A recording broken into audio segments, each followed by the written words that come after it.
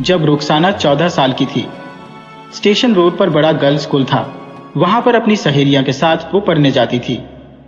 कहते हैं कि वहां स्कूल की जगह पहले अस्पताल था, उसे गिराकर वहां स्कूल की इमारत खड़ी कर दी गई थी, जिसमें पीछे एक कमरा था, पोस्टमार्टम रूम। उसको बंद करके छोड़ दिया गया था। सारे स्कूली बच्चों को हिदायत दी जाती थी कि उस बंद कमरे के पास किसी को जाना नहीं है। एक दिन रुखसाना अपनी सहेलिया के साथ खेलते हुए उस कमरे तक जा पहुंची। जिज्ञासावश भीतर देखा। 2 लड़कियां जो साथ थी उसमें में एक ने चमकते हुए कहा, आज इस कमरे का दरवाजा खुला, किसने रख दिया? अंदर जाकर देखना चाहिए, आखिर क्या है। इसमें नहीं यार, भीतर जाने से सर ने मना किया है। चल यार, फट्टू सर को तू बताने वाली है। उसने अपनी फ्रेंड के सामने आंखें तरेरी। नहीं पर ठीक होगा, पहले मैं देख लेती हूँ, फिर आप दोनों कहकर वो भीतर चली गई। ठीक 12 बज रहे थे, धूप बढ़ रही थी। भीतर एक और कमरा लग रहा था जहां घना अंधेरा दिखाई दे रहा था। एकाएक कुछ गिरने की आवाज से दोनों चौंक उठी। दिया जो अंदर गई थी उसकी आवाज नहीं आ रही थी। रुखसाना ने भी जैसे ही भीतर कदम रखा कि वही दरवाजे के पास ही वो गिर पड़ी। उसकी आंखों में अंधेरा छाने लगा। बाहर खड़ी लड़की ने दौड़कर सर को सारी बात बताई। रुखसाना को वहां से तुरंत निकाला गया। सब मिलकर अंदर गए। जमीन में बड़ा सा गड्ढा हो गया था और वहां पर किसी के घसीटे जाने के निशान थे। दिया कहीं नहीं थी।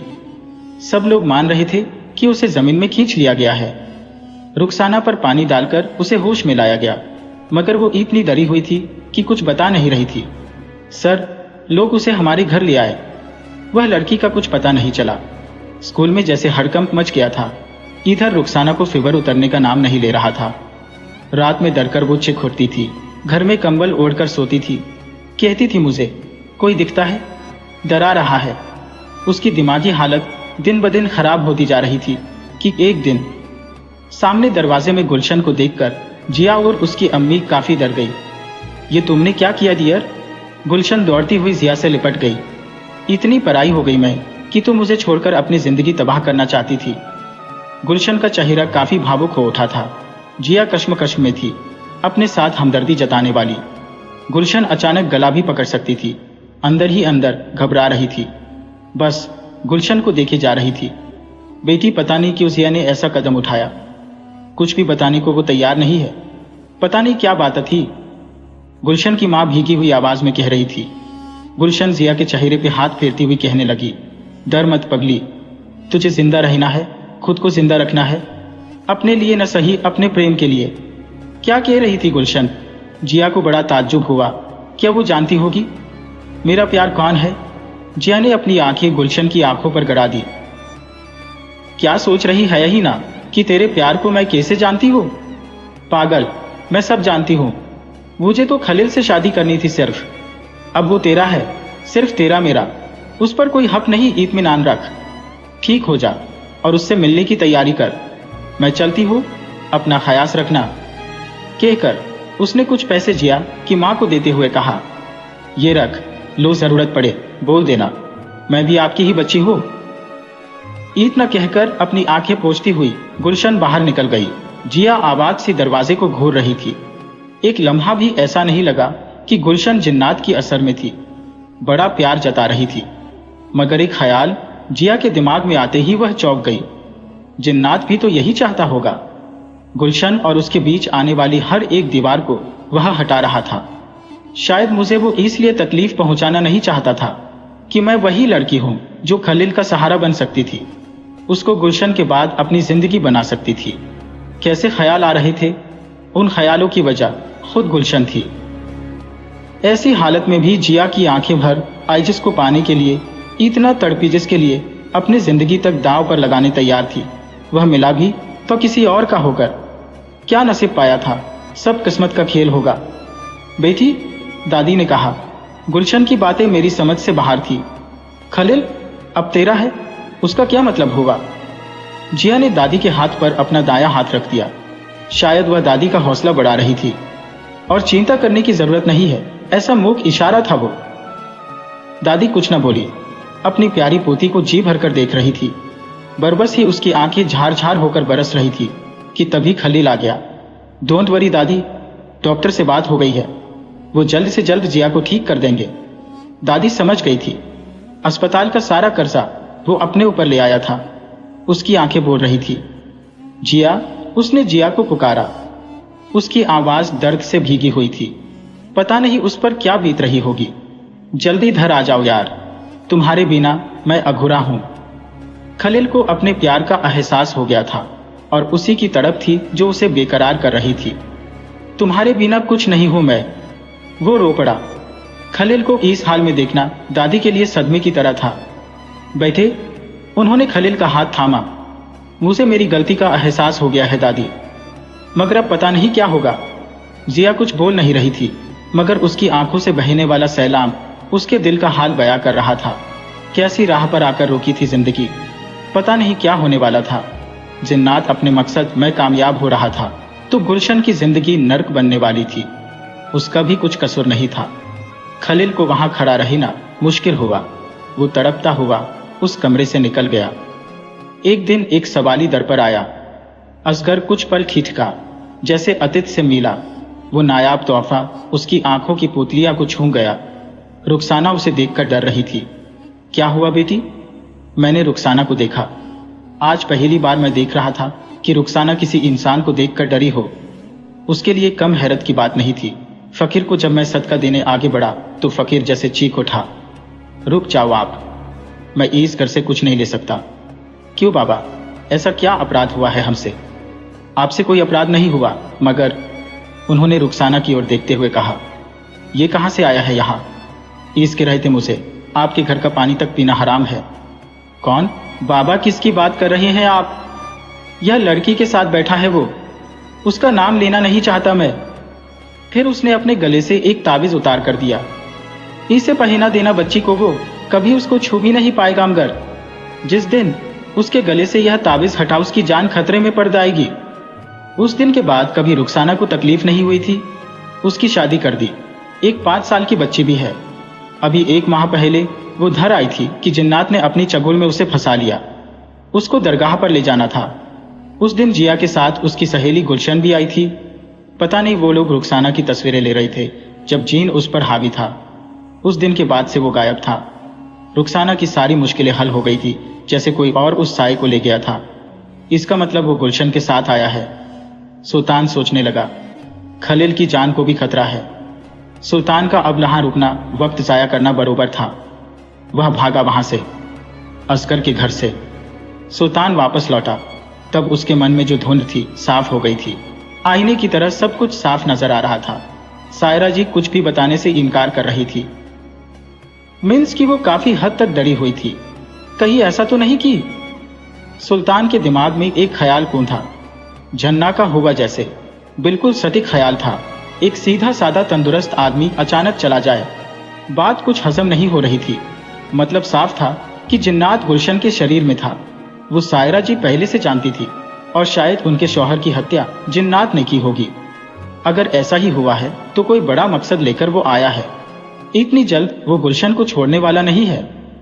जरूर सायरा जी को उसने डरा रखा है, वरना पति की मौत को 4 दिन गुजरे थे। ऐसे वक्त में सायरा जी गुलशन के रिश्ते की बात क्यों करती भला? अपनी सेहत का बहाना करके गुलशन की जल्द शादी करवाने के पीछे उनका नहीं जिन्नात का दिमाग था। वो तो सोच भी नहीं सकती थी, पर उन्होंने सब करवाया। खलील तो पहले से ही गुलशन के झांसे में आ चुका था, तो सबने सायरा जी की बात मानकर गुलशन और खलील का सादगी से निकाह करवा दिया। एक बड़ी जीत हासिल कर ली थी जिन्नात ने। सोचता हुआ सुल्तान घर पहुंचा तो पता चला कि खलील और गुलशन आगे पीछे बाहर निकले हैं। दोनों ने कुछ नहीं बताया कि कहां जा रही है। सुल्तान को खलील की चिंता होने लगी थी। बहुत प्यार था उसे अपने बेटे से, और जिन्नात का मकसद अगर गुलशन से शादी रचाना था तो उससे अब खलील की जरूरत नहीं थी। कभी भी वो खलील को मार सकता था। पर एक बात खटक गई सुल्तान को, जिन्नात को। अगर खलील को मारना होता तो कब का मार चुका होता, पर उसने ऐसा नहीं किया। सुल्तान हड़बड़ाए हुए उनके शयनखंड में घुस गया। उसने गुलशन के कमरे में देखा। फिर कुछ सोचकर वो बाहर आया, जहां वॉशिंग मशीन था वहीं गुलशन के कपड़े पड़े थे। शायद उसने आज ही निकाले थे। उसमें से गुलशन के कुर्ते को सुल्तान ने उठा लिया और तेजी से बाहर आकर एक प्लास्टिक बैग में उसे छुपाकर वो वापस घर से बाहर भागा। उसने सब सोच लिया था। उसको क्या करना था। उसके कदम भैरव घाट की ओर बढ़े। काफी कठिन रास्ता है। घाटी पर शिव का मंदिर है। उस मंदिर में रहने वाला एक साधु बड़ी माया है। उसकी भी एक कहानी है। भैरव घाट के इर्द गिर्द 4 गांव बसे हुए हैं। कहते हैं कि इस घाटी पर कुछ लड़कियां अपनी बकरियां चराने आया करती थी, तो कभी कभी शिव मंदिर और बाबा के दर्शन करके चली जाती थी। एक बार दूसरे गांव के लोगों ने हल्ला मचाया और उस साधु को वहां से हटाने के लिए ये अफवाह फैला दी कि वो बकरियां चराने वाली औरतों से अपने पैर दबाता है और गंदी निगाहों से देखता है। फिर क्या था, एक साथ चारों गांव के लोग इकट्ठे होकर घाटी पर पहुंचे। समाधि में बैठे साधु को ललकारा, अये धांगी, तू यहाँ से अपने बोरिया बिस्तर बांध और खिसक ले। उसने अपनी आंखें खोले बगैर ही कहा, सब अक्ल के अंधे एकजुट होकर आए हो। 10 मिनट रुको, सबकी शंका को मैं निर्मूल कर देता हूं। मुझे 10 मिनट दो, फिर फैसला आपका। लोगों ने सहमति में सिर हिलाए और समाधि में उस साधु के ओंकार मंत्र को गौर से सब लोग सुनते रहे। पूरा माहौल शिवमय था। पंखी चिन्हुक रहे थे, कोयल बोल रही थी। हवा की ठंडी लहरों ने सबको वशीभूत कर रखा था कि तभी घाटी पर ताजा हवाएं बह रही थी। चारों तरफ हरियाली ही हरियाली और तरह तरह के पेड़ पौधे थे। उनमें ज्यादातर बांस थे जो हवा के चलते सरसराहट पैदा कर रहे थे। पास में ही एक सुंदर झील थी। उस झील के आसपास से न जाने कितने सारे पक्षियों की आवाजें रही थी। मंदिर के इर्द गिर्द पीपल के वृक्ष हैं और उन वृक्षों पर तरह तरह के पक्षी बैठकर शोर मचाए हुए थे। चारों तरफ प्रकृति का जादू पसरा हुआ था। इन्हीं सौंदर्य के बीच में वह अकेला साधु समाधि लगाए हुए था और लोगों ने उसकी समाधि में विक्षेप डाला। समाधि में रहते हुए भी उसने आसपास के गांव के लोगों को महसूस कर लिया था। शिव का स्मरण करके उसने 5 मिनट में आंखें खोली। पूरे गांव के लोग आग बबूला होकर लकड़ियां, तलवारें भाले और न जाने कितने हथियार लेकर एक सन्यासी को मारने आ पहुंचे थे। उसके मन में जरा भी घबराहट नहीं थी। वह सन्यासी गांव के लोगों को इस तरह से देख रहा था जैसे किसी पागल खाने में पागलों को देखते हैं। उसने सब लोगों को सुनाते हुए कहा, क्या लगता है आप सबको? आप लोगों से दूर रहकर मैं अपना ब्रह्मचर्य भूल जाऊंगा। आप लोगों को लगता है कि मैं ढोंगी हूं और अपने चेहरे पर नकाब ओढ़े मैं लोगों को छल रहा हूं। आपकी बहन बेटियों को बुरी निगाहों से देखता हूं। यही अफवाह सुनी आप लोगों ने जो किसी ने मेरे खिलाफ भड़काई है। क्या चाहते हो? आप मेरा इम्तिहान मत लो।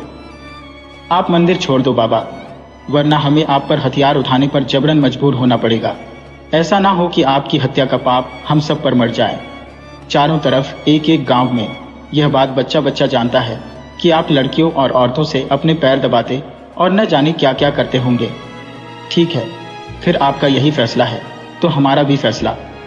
आप सुन लो, हम शिव जी के भक्त हैं और अपने मन और लगाव से उनकी पूजा करते हैं। जब आप लोगों ने हमें अपनी नजरों से गिरा ही दिया है तो हमें भी अपनी पवित्रता का आप लोगों को भरोसा दिलाना होगा। यह हमारे लिए अग्नि परीक्षा से कम नहीं है। इतना कहकर वह साधु मंदिर में से एक थाली ले आया। दूसरे हाथ में धारदार छोरी थी। सबकी जबान तालू से जा चिपकी थी। चारों गांव का एक एक व्यक्ति यह जानने को उत्सुक था कि यह पट्टा क्या करने वाला है, कौन सा चमत्कार करेगा। और उसने जो किया वह किसी चमत्कार से कम नहीं था।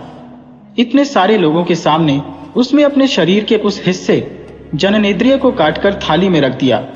उसके शरीर से खून बह रहा था। लोगों में हड़कंप मच गया, भाग दौड़ हो गई और ज्यादातर लोग उसके सामने सिर झुकाकर रह गए और माफी मांगने लगे। बाबा, हमसे बड़ी गलती हो गई, माफ कर दो। पर वह इंसान इस वक्त किसी को कुछ कहने राजी नहीं था। वह आंखें बंद करके समाधि में लीन हो गया था। उसे अपने शरीर की परवाह नहीं थी। गांव वालों ने जब उन्हें अस्पताल ले जाने का आग्रह किया तो उसने 2 हाथ जोड़कर मना कर दिया। उसे शायद अपने ईश्वर पर पूरी आस्था थी। उस घटना के बाद कभी किसी ने उस साधु तरफ उंगली नहीं उठाई। आज तलक कोई नहीं जान पाया कि उसकी असली उम्र क्या थी। श्वेत लंबी दाढ़ी में और बालों में सालों से वह वैसा ही था। सुल्तान उसके पास जा पहुंचा। पीपल के वृक्ष नीचे समाधिग्रस्त बैठे बाबा के पास सुल्तान बैठ गया। बहुत परेशान हो बेटे, मगर घबराओ मत, इसका इलाज करेंगे हम। बच्ची बहुत परेशान है, बहुत तकलीफ में है, शायद उसकी जान भी जा सकती है। अच्छा किया कि मेरे पास चली आए। हाँ बाबा, मैं अपने बच्चे को टूटता हुआ नहीं देख सकता हूँ। आप कुछ करें, मेरे बच्चे की तबाह हो रही जिंदगी को बचाने, शैतान से पीछा छुड़ाए वरना वह जिंदगी भर जीने नहीं देगा। लाओ, जो लाए हो वह मुझे दे दो। सुल्तान ने प्लास्टिक बैग में रहे गुलशन के कपड़े बाबा के आगे रख दिए। एक डोरी से बाबा के आदेश अनुसार कुछ कपड़े को नापा गया। फिर बाबा कुछ मंत्र जाप करने लगे। 10 मिनट के बाद फिर वही डोरी से कपड़े को नापा गया। आश्चर्य की बात, कपड़ा छोटा हो गया था। ये चमत्कार कैसे हुआ? बार बार डोरी से कपड़े को नापा गया और हर बार कपड़ा 1 इंच टूटता गया।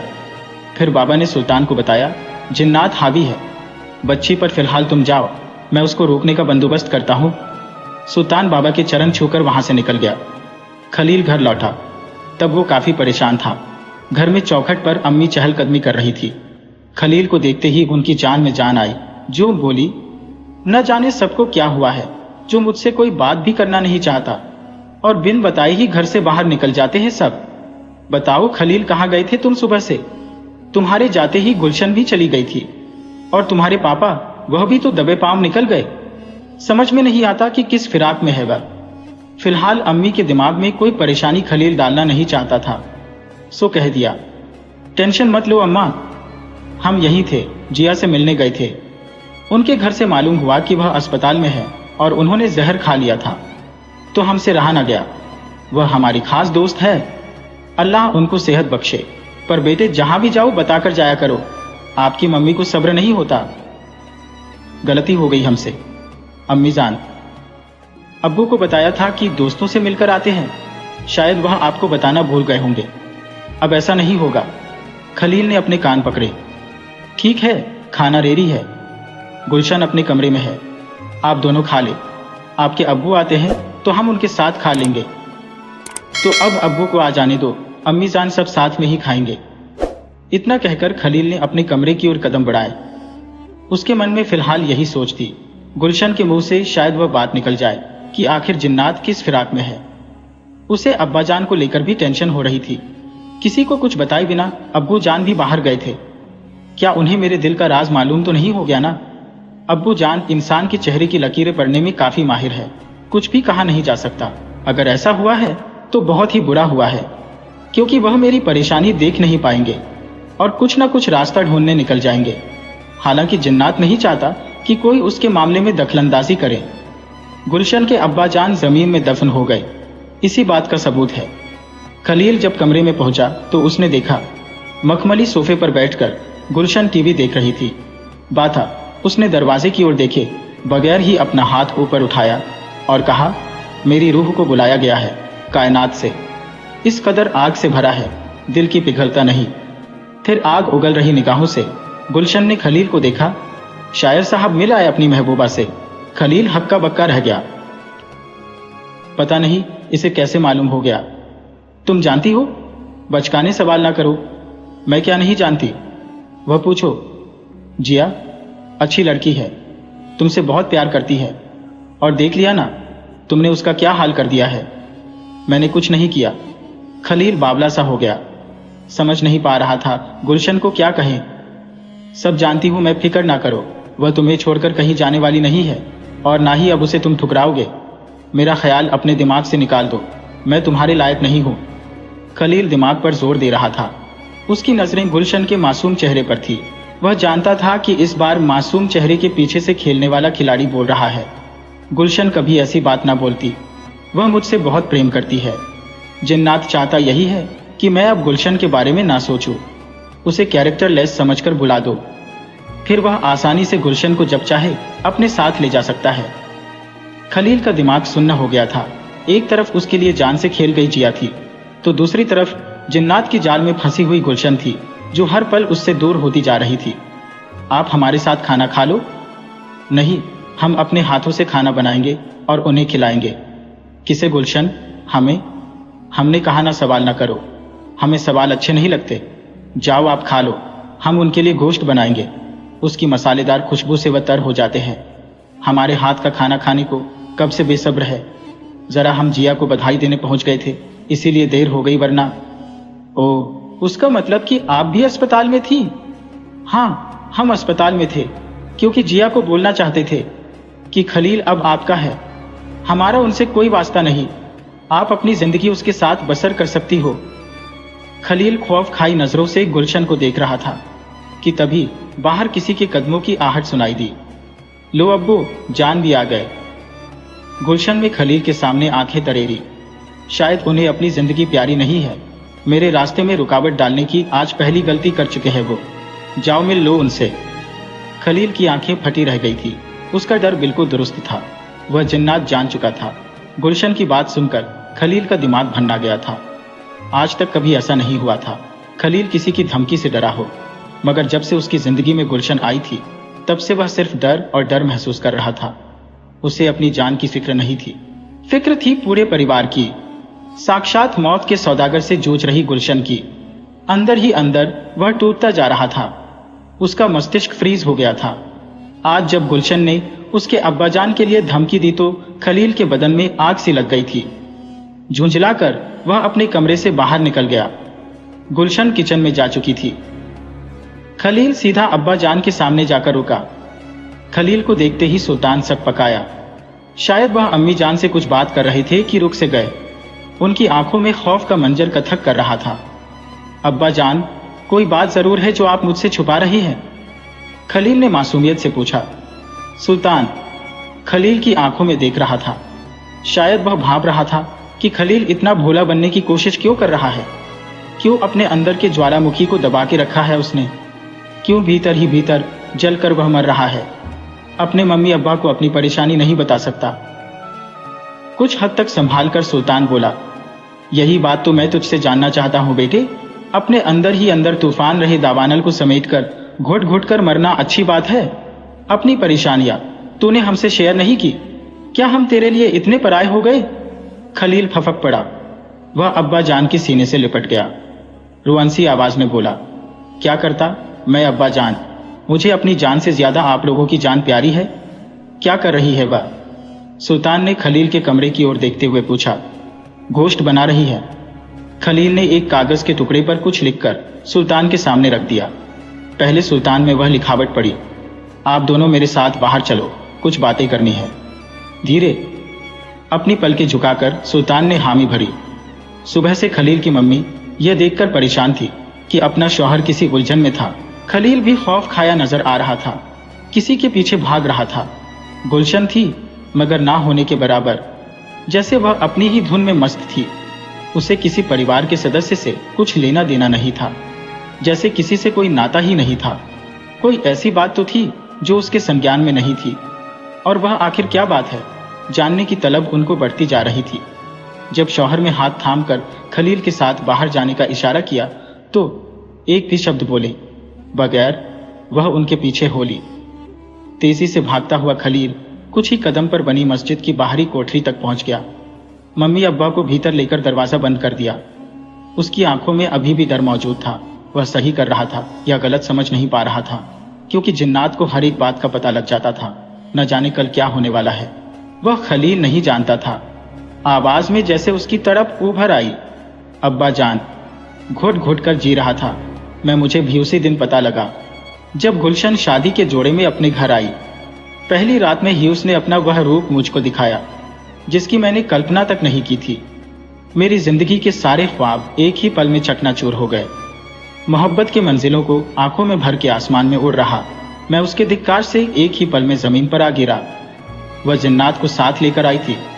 अब्बा जान, जिन्नात की दुल्हन थी वो। फिर मेरी बीवी बनने का तो सवाल ही नहीं उठता। जो कुछ हुआ वह सिर्फ उसके लिए हुआ। मैं तो सिर्फ उसका मोहरा था जिसे इस्तेमाल करके छोड़ दिया गया। हर रोज गुलशन को उसके साथ देखता हूँ, मेरा रोम रोम सुलगुटता है। अपनी जिंदगी को बिखरता हुआ रोज देखता हूँ, जैसे कोई मेरे जिस्म को छुरी से वार करके कुरेद रहा है। सही कहा बेटा, गुलशन जिन्नात को अपने साथ लेकर आई है। मैंने सब पता कर लिया है, सुल्तान ने अपने बेटे को बताते हुए कहा। सायरा बहन को पहले से ही सब मालूम था, मगर मुझे लगता है जिन्नात ने उनको डरा धमकाकर वश में कर रखा है। वह कुछ बताना ही नहीं चाहती थी। एक बात मेरी समझ में आ रही है, उनके शौहर की अचानक मौत हो जाना आम बात नहीं थी। यकीनन उस दुर्घटना के पीछे जिन्नात का हाथ रहा है। बहुत कुछ पता लगा। मैं भैरव घाट पर शिव मंदिर के बाबा से मिला था। उन्होंने भी यही कहा, बच्ची परेशान है। उन्होंने मदद करने का वचन भी दिया है। अब्बा जान, आपने बहुत बड़ा रिस्क लिया है। जिन्नात ने मुझे साफ साफ बताया है कि अपने बात को समझा दे। उसको जिंदगी से प्यार नहीं है। वह नहीं चाहता कि उसकी जिंदगी में कोई दखल दे। हाँ, हम उसकी जिंदगी में दखल नहीं दे रहे हैं, उसने हमारी जिंदगी में दखल दी है। जब तक वह गुलशन के शरीर में है तब तक मुझे चैन से नींद नहीं आएगी। ये जिंदगी चली भी गई तो कोई गम नहीं, तेरी खुशियां, पर जिंदगी कुर्बान है बच्चे। आप ऐसा ना बोले बाबा, जरूर कुछ ना कुछ रास्ता निकलेगा। कोई तो होगा जो हमें जिन्नात के चंगुल से आजाद करवाएगा। ऐसे हाथ पर हाथ धरे बैठे रहने से कुछ होने वाला नहीं है। और शैतान क्या कर लेगा? जिंदगी और मौत देना खुदा का काम है। खुदा पर भरोसा रख। शायद वो डर रहा है, वरना धमकी ना देता। इसीलिए गुलशन के बर्ताव में फर्क आ गया है। खलील की अम्मी बात जहन में साफ होते ही बोल उठी। काफी हैरत में थी मैं जब मैंने सुना कि वह फिर से खाना बना रही है। गोश्त वही खाता होगा। भैरव घाट के बाबा ने तसल्ली दी है तो जरूर इस शैतान को बच्ची का शरीर छोड़कर जाना होगा, तभी तो वह छटपटा उठा है। हाँ, मेरा भी यही मानना है। सुल्तान ने अपनी बेगम की बात थाम ली। अब आप दोनों घर जाओ, वरना गुलशन फिर भड़क जाएगी। मैं जब तक मुसीबत को जड़ समेत उखाड़ न फेंको, मुझे खाना पीना हराम है। इतना बोलकर सुल्तान वहां से निकल गया। खलील अपने अब्बा को अच्छी तरह जानता था। जब वह कोई बात पकड़ लेते तो तब तक नहीं छोड़ते थे जब तक उसका कोई हल ढूंढ नहीं लेते। आज भी उनकी आंखों में वही आग थी। खलील की अम्मी का हृदय थक से रह गया। वह समझ चुकी थी कि पानी सर पर से बहने लगा है।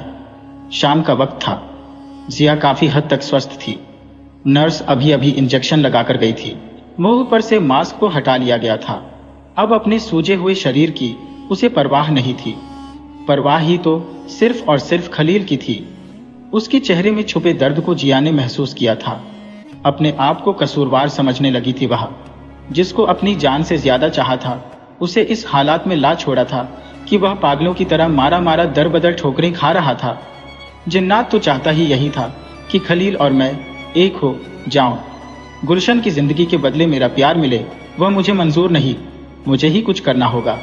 यह सोचकर जिया ने दादी से कहा, दादी, डॉक्टर से कहो मैं अभी की अभी घर जाना चाहती हूँ। तुझे इस हालत में हॉस्पिटल से छुट्टी नहीं मिलेगी बेटी। जाना तो होगा, नहीं तो जीते जी मैं कभी अपने आप को माफ नहीं कर पाऊंगी। दादी ने देखा कि उसकी आंखें भर आई है। रात काफी गहरी थी। हवाएं सहमी हुई थी। कच्ची सड़क पर बहुत ही संभल कर ड्राइव कर रहे अमन ने देखा कि दोनों साइडों पर लगी वृक्षों की लाइन इस तरह से झोली खा रही थी जैसे एक दूसरे से गले मिल रही ना हो। रास्ता अच्छा नहीं था, वरना अमन तो चाहता था कि बार बार मिरर में दिख रहे जिया के मुख कमल को देखा करें।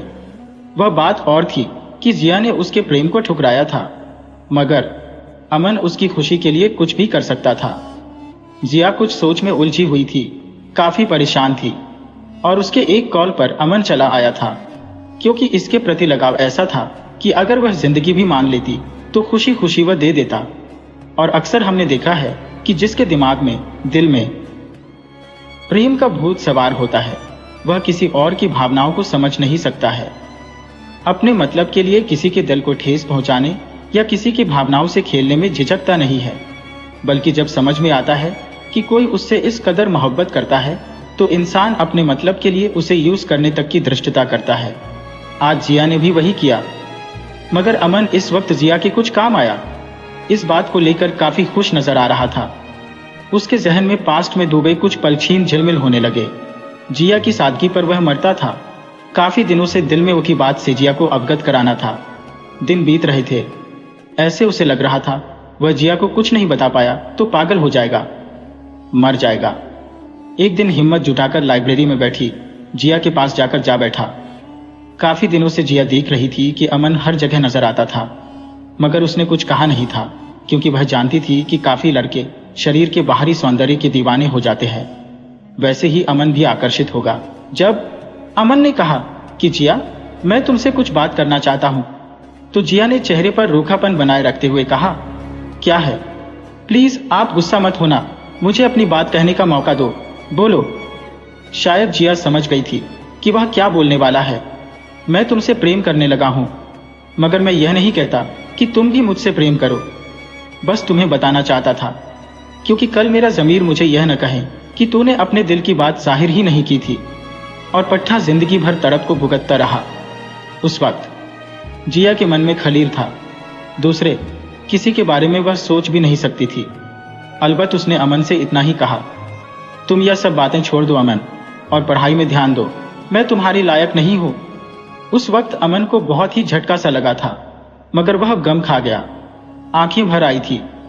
झिलमिल हो रही भीगी आंखों से जिया को देखते हुए वह बोला था, तुम्हारा कोई दोष नहीं है जिया, मेरी ही किस्मत खराब है। मगर तुम यह मत सोचना कि मेरे दिल से तुम्हारे लिए जो भावनाएं हैं वह खत्म हो जाएगी। नहीं, जब तक सांसें रहेगी यह दिल तुम्हारे नाम से ही धड़केगा। मेरी जरूरत पड़ने पर जब भी पुकारोगी मैं चला आऊंगा, किसी भी वक्त, किसी भी हाल में होऊंगा। न जाने क्यों जिया को भी भीतर कुछ चुभ रहा था, जैसे उसको लगा उसने अमन के मन को ठेस पहुंचाई है। मगर वह क्या करती, उसका दिल भी तो अपने बस में नहीं था, अपने ही दिल पर कंट्रोल नहीं था। एक भी शब्द बोले बगैर वह लाइब्रेरी से निकल गई थी। फिर वह जानबूझकर अमन से नजरें चुराती रही थी, मगर आज हालात ने जिया को उस मोड़ पर लाकर पटक दिया था जहां उसके साथ खड़ा हो सके। ऐसा अमन के अलावा कोई और नजर नहीं आया उसे, क्योंकि दादी ने उसकी बात सुनकर साफ कह दिया था, इस हालत में डॉक्टर उसे छुट्टी नहीं देंगे और ना ही बाहर जाने की इजाजत। शायद डॉक्टर ने खलील को जबान दी थी, जब तक जिया ठीक नहीं हो जाती उसका ख्याल रखा जाएगा। मगर जिया भी अपने प्यार को परवान चढ़ता देख रही थी। चाहे कुछ भी हो जाए गुलशन को बचाने मैं अगर जान भी चली जाए तो कोई गम नहीं था। वह चाहती थी उसकी सांस छू दे, तब उसका सर खलील की बाहों में हो, तब खलील के चेहरे पर जिया को बचाने की अदम्य तड़प हो।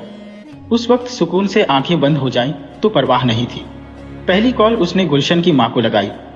अस्सलाम वालेकुम आंटी जी। वालेकुम अस्सलाम बेटी। सामने से हड़बड़ाई हुई सायरा जी की आवाज आई। मैं जी आंटी जी, कुछ भी करके गुलशन को बचाना चाहती हो, आप मुझे बताएं उस शैतान का पीछा छुड़ाने मैं किसकी मदद ले सकती हूँ। दरी सहमी हुई आवाज में सायरा जी बोली, तू अपनी जान की क्यों दुश्मन बनी है बच्ची, जानबूझकर मौत से उलझना अच्छी बात नहीं है। जिद छोड़ दे, कुछ भी नहीं हो सकता, मैं खुद हार चुकी हूँ। अपने पति को अपनी नजरों के सामने तड़पता हुआ दम तोड़ते देखा है मैंने, रहने दे उसको, कोई बचा नहीं सकता। जिन्नात से बगावत मतलब जानबूझकर सांप के बिल में हाथ डालना है। आप सिर्फ मुझे इतना बताएं कि मैं किसकी मदद ले सकती हूँ। चाहे कुछ भी हो जाए, मेरी जान ही क्यों ना चली जाए, उस शैतान को मैं उसके शरीर से निकाल कर ही दम लूंगी। मैं उन दोनों की जिंदगी तबाह होते नहीं देख सकती। ठीक है, जब तुम मरना ही चाहती हो तो मैं क्या कर सकती हो, सिर्फ बताओ कुछ रास्ता। सुनो फिर, भैरव घाटी पर शिव मंदिर में एक बाबा रहते हैं, काफी सुना है उनके बारे में। किसी औरत से नहीं मिलते वो, मगर तू किसी को साथ लेकर वहीं पहुंच जा, अगर खुदा ने चाहा तो सब ठीक होगा। शुक्रिया आंटी जी। कॉल फोन रखते ही उसने दादी से निगाहें मिलाई। दादी समझ गई थी कि जिया जब अपनी मनमानी पर उतर आती है तो किसी की नहीं सुनती। वह इतना ही बोली, क्या करना है, रात का वक्त है, मैंने दवाई भी ले ली है, अब नर्स आने वाली नहीं है। फिलहाल मेरी बेड पर आप लेट जाना दादी, मैं बहुत जल्द वापस लौटूंगी। दादी ने उसका फोरहेड चुमा। मेरी बच्ची खुद को संभालना, मैंने अमन को फोन कर दिया है, आता ही होगा। बहुत अच्छा लड़का है, उसे आज भी नहीं आने देगा, उसे अच्छी तरह मैं जानती हूँ। दोनों बात कर रहे थे कि तभी बाहर गाड़ी का हॉर्न सुनाई दिया। वो आ गया दादी, आप संभाल लेना, अब डॉक्टर को कुछ भी बताने की कोई जरूरत नहीं, मैं जल्द लौटूंगी। हॉस्पिटल के सामने अमन ने कार रोकी। उसका दिल धाड़ धाड़ करके पसलियों से टकरा रहा था। समझ नहीं पा रहा था कि प्रिया ने आखिर उसे हॉस्पिटल क्यों बुलाया है। जब अपना मुंह बांधकर जिया को हॉस्पिटल से निकलते देखा तो वह देखता ही रह गया। उसके शरीर में काफी बदलाव नजर आए, वह बहुत जल्दी में थी। चलो अमन, भैरव घाट पर चलना है। भैरव घाट पर इस वक्त अमन ने चमकते हुए पूछा, क्या बात है, मैं जान सकता हूँ जिया, मेरा शिव मंदिर के बाबा से मिलना जरूरी है, वह किसी औरत से नहीं मिलते, इसके लिए तुम्हें साथ लेना जरूरी था। रात का वक्त था, मुझे अकेले वहां जाना ठीक न लगा। उसने अपने चेहरे पर से दुपट्टा हटा लिया। तुम इतनी मोटी कैसे हो गई, तुम्हारी आंखों में बहुत सूजन लगती है। उसकी फिक्की हंसी अमन को चुभ रही थी। कोई तो बात थी जो वह छुपा रही थी। थोड़ी सेहत खराब थी, फिक्र ना करो, अब ठीक हूं मैं। अमन ने उसके मन को ज्यादा कुरेदना ठीक ना समझा। तेजी से कार भैरव घाटी की तरफ भाग रही थी। बहुत कम लोग इस रास्ते पर गाड़ी से आते थे, इसलिए रास्ता ठीक नहीं था। सलीके से अमन ड्राइव कर रहा था। जिया के करीब बैठकर आज उसका मन रोमांच से भर गया था। पूरे शरीर में हल्की सी सिरहन दौड़ी थी। ऐसी क्या बात है जो शिव मंदिर के बाबा से इतनी रात को मिलना जिया ने जरूरी समझा? किसी बात को लेकर वह परेशान थी। अमन को समझ में नहीं आ रहा था कि कैसे उसको पूछे। किसी के पर्सनल मैटर में दखल देना ठीक भी तो नहीं था। चिंताओं ने उसे घेर रखा था, मगर मन में उठे ख्यालों को रौंदकर वो चुपचाप गाड़ी ड्राइव कर रहा था। 10 मिनट बाद दोनों भैरव घाट पर थे। साइड पर गाड़ी पार्क करके वह नीचे उतरा। तेजी से कार का दूसरी साइड का गेट खोला। जिया संभल कर नीचे उतरी। शरीर टूट रहा था, उसे नजरअंदाज करती रही। शिव मंदिर यहां से कुछ दूरी पर है। गाड़ी पर हमें चलकर जाना होगा। अंधेरा है, मोबाइल की टॉर्च ऑन कर देता हूं। ठीक है, चलते हैं। रास्ता सही नहीं है, चलने में परेशानी होगी। तुम्हें कोई ऐतराज ना हो तो मेरा हाथ पकड़ लो। एक भी शब्द बोले बगैर जिया ने अमन का हाथ पकड़ा। हवाएं तेजी से चल रही थी। छोटे छोटे वृक्ष ऐसे लहरा रहे थे जैसे नर कंकालों को कोई हवा में लहरा रहा हो। कुछ ही दूर चले थे कि एकाएक रास्ते में कोई बड़ा सा भारी कद का पक्षी अपने पंख फड़फड़ाए कर उड़ा।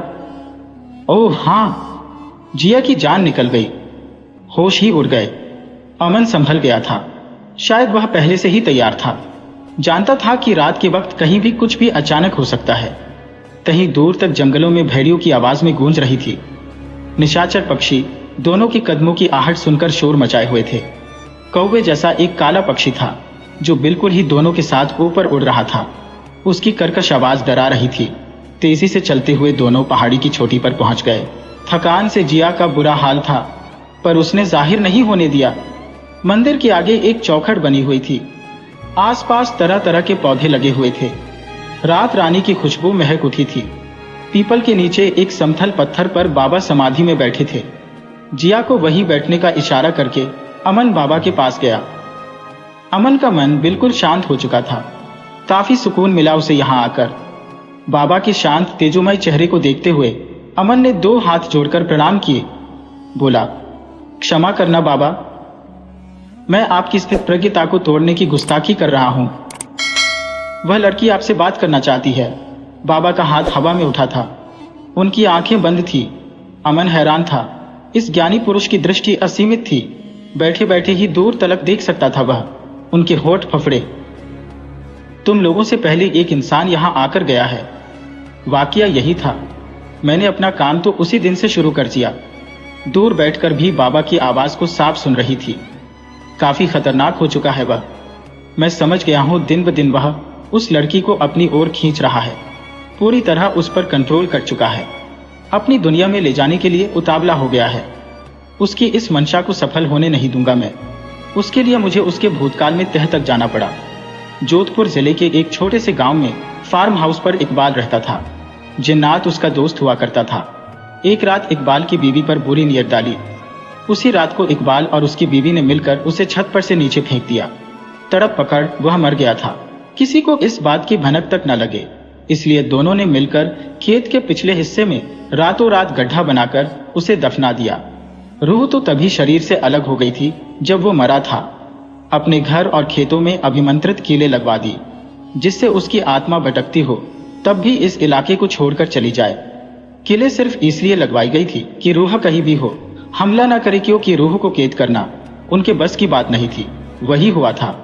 जिन्नात स्कूल के पीछे रहे बंद कमरे में रहने लगा, जो पहले से पोस्टमार्टम रूम हुआ करता था। मौका देखकर इकबाल और उसकी बीवी को बुरी मौत मारा उसने। अब तुम दोनों को किसी भी हाल में वहां पहुंचना जरूरी है। हो सके तो इसी रात में। कहां जाना होगा हमें? अमन ने पूछा। जोधपुर जिले के एक छोटे से लखनपुर गांव में जाना है। अमन एकचित होकर बाबा की बात सुनी। उसकी समझ में अब कुछ कुछ आ रहा था। मगर हम लोग कहां ढूंढेंगे?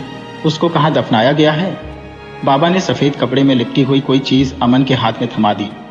इसे रख लो, लखनपुर गांव जाकर जमीन पर रख देना। ये खुद तुम्हें अपनी मंजिल पर ले जाएगा। जान सकता हूं यह क्या है। अमन का हाथ बुरी तरह कांप रहा था। घबराओ मत, कनकों में भिगोया हुआ नींबू है। अभिमंत्रित है तो उसकी करामात तुम देखोगे। कब्र पर पहुंचकर हमें क्या करना है? पहले तो एक साफ जगह देखकर नई कब्र बनानी है। नई कब्र क्यों? क्योंकि जहां उसे दफनाया गया है वहां उस पर मिट्टी डालते वक्त उन दोनों ने अनजाने में सूअर की हड्डियां उसकी बॉडी पर डाल दी थी, जिसकी वजह से वह काफी तकलीफ में है। सिर्फ उसके कंकाल को निकालकर दूसरी कब्र में दफनाना है। संभल कर ऊपर की एक भी हड्डी उसकी कंकाल में मिले न उस बात का ख्याल रखना है, वरना वो तुम दोनों को भी वहीं खत्म कर देगा। ठीक है, हम चलते हैं। लखनपुर जल्द पहुंचना भी है। याद रहे, इतना आसान काम नहीं है जितना तुम समझ रहे हो। कभी भी वो आ धमकेगा, उससे कैसे बचना है वो तुम जानो। मैं बस इतना कर सकता हूँ, ये लो, कहकर बाबा ने अमन को पंचधातु की 2 अंगूठियां दी। इसे तुम दोनों अपनी अपनी उंगली में धारण कर लो। तुम दोनों पर वह वार नहीं कर पाएगा। ठीक है बाबा, समझ में नहीं आता आपका शुक्रिया कैसे अदा करें। जाओ और अपने कार्य में सफल हो। एक आवेगमय आदेश था, फिर वही अवस्था में लीन हो गए बाबा। जिया ने चुपचाप सारी बातें सुनी थी। वह जानती थी कि बाबा ने उसकी हाजिरी को भांप लिया था। शायद परिस्थिति की गंभीरता वह समझ गए थे। अमन अपने पास एक ही रात है। इसी रात में लखनपुर पहुंचकर कार्य पूर्ण करना है। काफी तेजी से दोनों पार्क की हुई गाड़ी की ओर ढलान उतरने लगे। जिया अपने दुख को भूल चुकी थी। उसे याद था तो बस इतना ही कि जिन्नात को अपने मकसद में वह कामयाब नहीं होने देना चाहती थी। शाम का वक्त था। सुल्तान के चेहरे पर 12 बजे हुए थे। उसे लग रहा था कि खलील की परेशानी का हल ढूंढ निकालेगा, मगर उसकी यह सोच बचकानी साबित हुई थी। खलील ने जब उसे आगाह करते हुए कहा कि आप जिन्नात के रास्ते में रुकावट नहीं बनेंगे और मैं आपको खोना नहीं चाहता, तब सुल्तान अपने आप को कितना लाचार समझने लगा। चाहकर भी वह बेटी की मदद नहीं कर सकता था। हर एक कदम पर जिन्नात निगाहें गड़ाकर बैठा था, मगर फिर भी सुल्तान को खलील की बात अच्छी नहीं लगी। अपने खून को इस तरह हालात से जूझता हुआ सुल्तान नहीं देख सकता था। फिलहाल उसने खलील की बातों को नजरअंदाज कर दिया था। मन ही मन वह चाहता था कुछ तो जरूर करना है, फिर चाहे मेरी जान ही क्यों न चली जाए। इस जिन्नात को गुलशन के शरीर से अलग करके ही छोड़ूंगा, क्योंकि अभी गुलशन के कमरे का नजारा देखकर आई उनकी बेगम ने बताया, पूरा कमरा उत्तर की खुशबू से महक रहा है। जमीन पर दस्तरखान बिछाया गया है। सुराही में गुलाब जल रखा है, पानी का एक बड़ा जग भी। एक थाली में गोश्त की तरकारी परोसी गई है, नमक की घुड़ सब रखा है, और दस्तरखान पर गुलशन नजरें झुकाकर इंतजार कर रही है। बेगम की बात सुनकर सुल्तान से रहा न गया। वह घर से बाहर निकल गया। परेशान सा खलील इस वक्त अम्मी के पास बैठा था। वह नहीं चाहता था कि अम्मी जान किसी बात को दिल पर ले। उनका दिल बहुत ही कमजोर था। खलील समझ गया था गुलशन को छेड़ने का मतलब था अपनी ही जान अपने ही हाथों से गवा देना। अब वह हार गया था। शायद अपनी किस्मत में यही लिखा था। गुलशन का होकर भी वह उसका नहीं था, और जिया उसकी होकर भी उसके साथ नहीं थी। सर भारी हो गया था, थकान महसूस हो रही थी। खलील ने अम्मी जान के अंक में अपना सर रख दिया। गहरी सोच में डूबी उसकी मम्मी खलील को सहलाती रही। परेशान मत हो बेटा, अल्लाह कुछ न कुछ रास्ता जरूर दिखाएगा। उस पर यकीन ना होना अच्छी बात नहीं। दुनिया में शैतान है, उसका मतलब यह नहीं है कि शैतान पर किसी का बस नहीं। उसकी भी मर्यादाएं होती है, कुछ ना कुछ उसकी भी कमी होगी। खुदा की बनाई सल्तनत पर वह अपनी मर्जी के मुताबिक बुराइयों का ढेर नहीं लगा सकता। उस पर भरोसा रख मेरे बच्चे। 2 हाथ जोड़कर उससे मदद मांग, जैसे नमाजों में मैं सबकी हिफाजत मांगती हूँ। अम्मी जान की बात सुनकर खलील का मन हल्का हो गया था। सुल्तान कुछ कदम ही चला था कि एक चरवाहा दौड़ता हुआ आया। उसने 4 किले देते हुए कहा, ये किले अपने घर के चारों कोनों पर लगा दो। फिर एक छोटी सी प्लास्टिक बैग आगे करते हुए कहा, इसमें जो दाने हैं उनको अपने घर के हर कमरे में बिखेर देना। याद रहे, एक भी दाना घर से बाहर गिरे। ये सब तुम्हें किसने दिया? सुल्तान ने चरवाहे को पूछा। शीश सब। उसने अपने होठों पर उंगली रखकर चुप रहने का इशारा किया। उसका अंदाज ऐसा था, सुल्तान जैसे ठिठक गया। देखते ही देखते चरवाहा गायब हो गया। उसने सरसों के दाने वाली प्लास्टिक बैग को घर में ले जाकर अलमारी में रखा। हथौड़ी ढूंढकर वह सीधा चुपचाप बाहर आ गया और तेजी से घर के पिछले हिस्से की तरफ भागा। पिछले हिस्से के एक कोने पर उसने कील ठोकना आरंभ कर दिया। अपना काम तेजी से कर रहा था, फिर भी लगातार वह इधर उधर देख रहा था। उसका मन बहुत उचाट में था। दूसरी कील दरवाजे के राइट कोने पर ठोकने लगा। हथौड़ी की आवाज गूंज रही थी। खलील दौड़ता हुआ बाहर आया। अब्बा, क्या है यह सब? खलील की आंखों में साफ साफ खौफ महसूस हो रहा था। अब्बा, प्लीज आप रहने दें, कुछ ना करें। सुल्तान ने खलील के सामने आंखें तरेरी और चुप रहने का इशारा दिया। खलील अब्बा के मन का इरादा भाग गया था। वो जानता था अब्बा के इरादों को बदलने का मतलब था पहाड़ को अपनी जगह से हिलाना। सुल्तान जब घर के लेफ्ट कॉर्नर पर कील ठोकने लगा, तब एक दर्दनाक चीख सुनकर बाप बेटे दोनों का कलीजा जैसे निकल गया। चीख अपने कमरे से आई थी।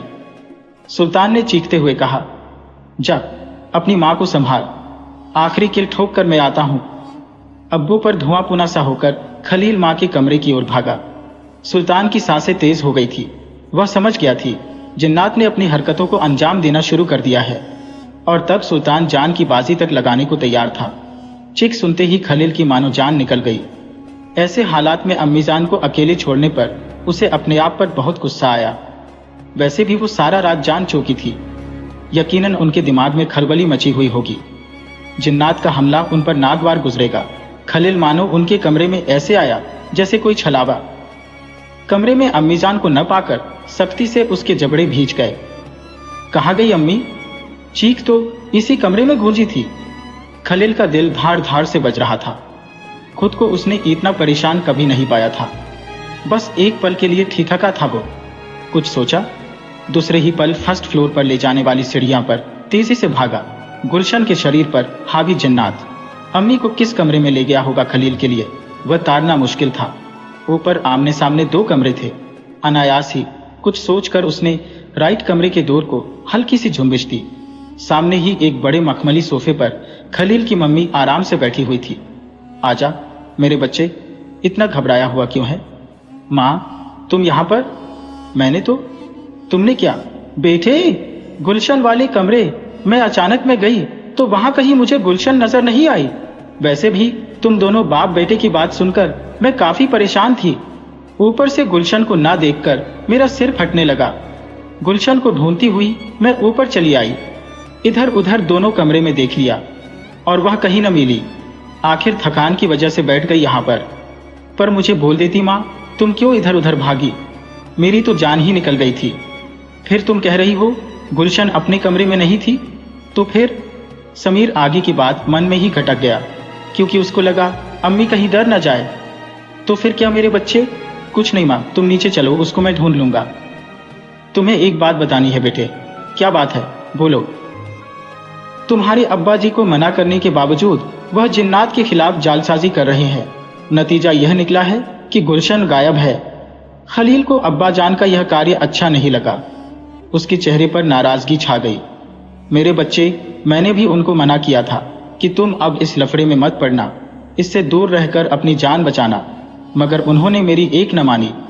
कुछ किले अभिमंत्रित करके ले आए और अपने मकान के कोने कोने में लगाने लग गए हैं। दूसरी एक प्लास्टिक बैग में अभिमंत्रित सरसों के दाने हैं, जो उन्होंने फ्रिज के ऊपर या फिर अलमारी में रखी है।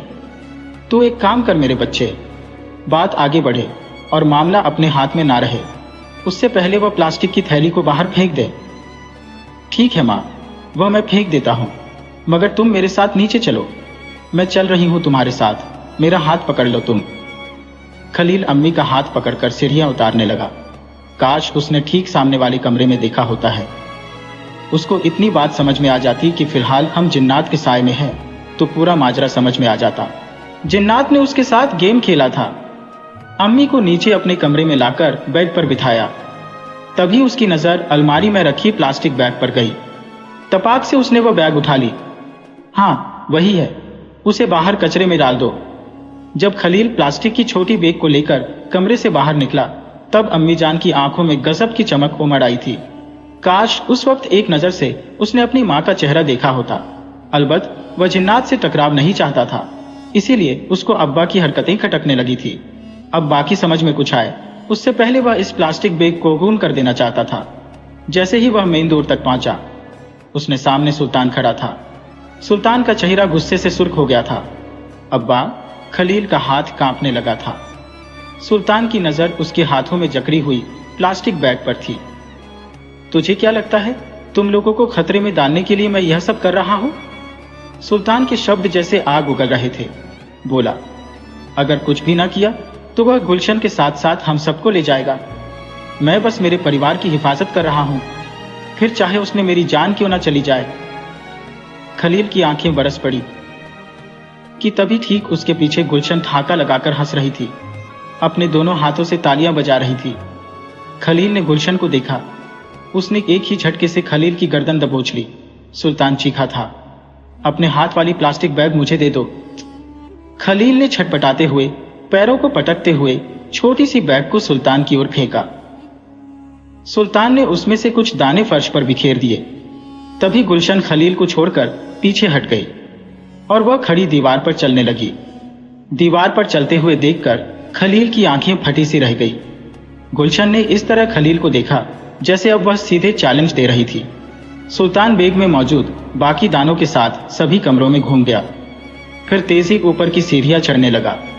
खलील की अम्मी बेहोश होकर बेड पर लुढ़क गई थी। बहुत ही शातिर दिमाग पाया था उसने। गुलशन को ऊपर के एक कमरे में धर दबोचा। खलील की अम्मी के शरीर का सहारा लेकर सुल्तान को ध्वस्त करने उसने अपनी चाल चली थी।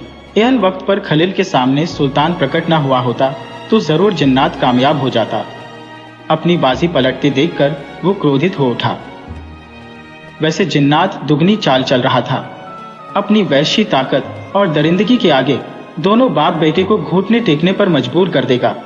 ऐसे ख्याल से बार बार चाल बदलकर वह सामने आ रहा था। जब उसकी चाल धरी की धरी रह गई तो वो और अधिक आक्रामक हो गया। एक ही झटके से उसने खलील की अम्मीजान का बदन छोड़ दिया था। खलील की अम्मी को इतना भारी धक्का लगा कि वह बेड पर गिरते ही बेहोश हो गई। तभी उनके सामने गुलशन को लेकर वह छलावे की तरह उपस्थित हुआ था। खलील को गर्दन से जकड़ लिया, फिर भी उसने सरसों के दाने वाली छोटी सी प्लास्टिक बैग सुल्तान को थमा दी थी। सुल्तान ने फर्श पर जैसे ही सरसों के दाने बिखेर दिए, जिन्नात चौकन्ना हो गया था। बेहूदे जानवर की तरह वह दीवार चढ़ने लगा था।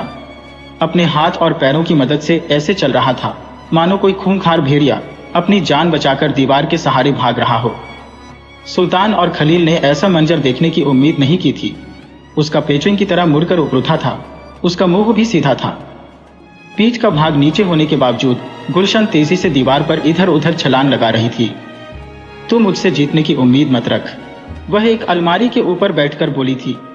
उसके मुंह से मर्दानी आवाज निकल रही थी। वैसे तो मैं मेरी बीवी को साथ लेकर जाऊंगा। तुम लोग जो नहीं मानोगे तो उसका खामियाजा तुम्हें भी भुगतना पड़ेगा। अब्बा, तुम इसकी बातों में मत आओ। जाओ, इन सरसों के दानों को सभी कमरों में बिखेर कर अपना काम पूरा करो। ये हमको बातों में उलझाकर फिर से कोई नई चाल न चल दे। रात हो चुकी थी। धीमे धीमे अंधेरा बढ़ रहा था और अंधेरों में आग से बने जिन्नातों की ताकत दुगनी हो जाती है। सुल्तान इस बात को अच्छी तरह जानता था। फिरकनी की तरह घूमकर वह तेजी से सीढ़ी चढ़ गया। खलील ने बस एक नजर सुल्तान को देखा था। दूसरे ही पल वह चौंक गया। गुलशन कमरे में कहीं नहीं थी। एक पल में वह कहां गायब हो गई? ऐसा कैसे हो सकता है? खलील के बदन में खौफ की सिरहन दौड़ गई। सुल्तान को आगाह करता उससे पहले एक बड़ा धमाका हुआ। उसने देखा जैसे बिजली सी कौंधी थी। सुल्तान सीढ़ियों से लुढ़कता हुआ नीचे आकर गिरा। पूरे शरीर में काफी चोटें आई थी। सर पर लगा था। खून काफी बह रहा था। हुआ यूं कि ऊपर चढ़कर सुल्तान ने जैसे ही दरवाजे को हाथ लगाया, वैसे ही गुलशन की एक जबरदस्त ठोकर से दरवाजा सुल्तान के साथ सीढ़ियों पर गिरा था। अब्बा जान! खलील सुल्तान को गिरता देखकर तड़प उठा था। दौड़कर उसने सुल्तान को संभाला। सुल्तान की किस्मत अच्छी थी, वरना इस बार से उसका बचना नामुमकिन था। सीढ़ियों के उपले छोर पर गुलशन ठाका लगाकर हंस रही थी। सुल्तान की आंखों में गुस्सा उतर आया था। कराहता हुआ वह खड़ा हो गया। खलील ने उसका हाथ पकड़ लिया। क्या करना चाहते हो अब्बा? यह मार डालेगा, खून सवार है इस पर, सुल्तान ने धीरे से कहा। वो अपना कुछ नहीं बिगाड़ सकता है मेरे बच्चे, बस तू देखता जा। इतना कहकर सुल्तान ने वह छोटी सी प्लास्टिक बैग से कुछ दाने अपनी मुट्ठी में ले ली और वह पूरी ताकत लगाकर सीढ़ी पर कूदा। कुछ हद तक ऊपर चढ़कर सुल्तान ने सरसों के दाने गुलशन की ओर उछाल दिए थे। सुल्तान के इरादे को जिन्नात पहले से भांप गया था। सरसों के दाने हवा में उछलकर सीढ़ियों पर बिखर गए। गुलशन छलावे की तरह अपनी जगह से गुम हो गई थी। हैरान परेशान और बावला सा होकर सुल्तान इधर उधर देखने लगा। वह अच्छी तरह समझ गया था, ऊपर जाने का मतलब था जिन्नात के झांसे में फंस जाना। चेहरे पर उलझन के भाव लिए सीढ़ी पर सुल्तान ठिठक गया था कि तभी खलील और सुल्तान के चेहरों पर रोशनी छा गई। वजह थी बंगले के मेन डोर से प्रवेशने वाला काली कमली वाला एक बूढ़ा। उसका चेहरा देखते ही सुल्तान उछल पड़ा था। बाबा, आप यहाँ? सुल्तान काफी भाव विभोर हो गया। खुशी और आश्चर्य उसके लफ्जों में उभर आया। हाँ, मुझे आना पड़ा। मैं देख रहा था कि इस दरिंदे ने काफी परेशान कर रखा है तुम लोगों को। इसके जुल्म देखकर मुझसे रहा नहीं गया। अब तो मुझे डर लगने लगा था कि कहीं यह तुम्हारे परिवार में से किसी की जान ना ले ले।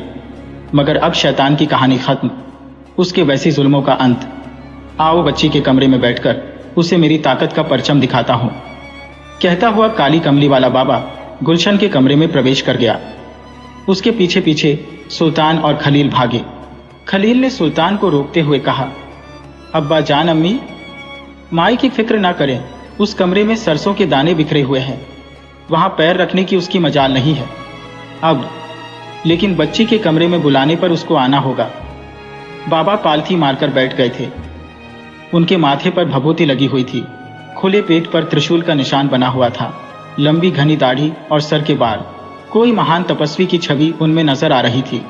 खलील और सुल्तान भी पालथी मारकर उनके अगल बगल बैठ गए थे। पूरा खंड बाबा के मुख से निकलने वाले मंत्रों की गूंज से भर गया था। कुछ ही पल बीते कि दरवाजे में गुलशन नजर आई। उसकी आंखें सुर्ख थी।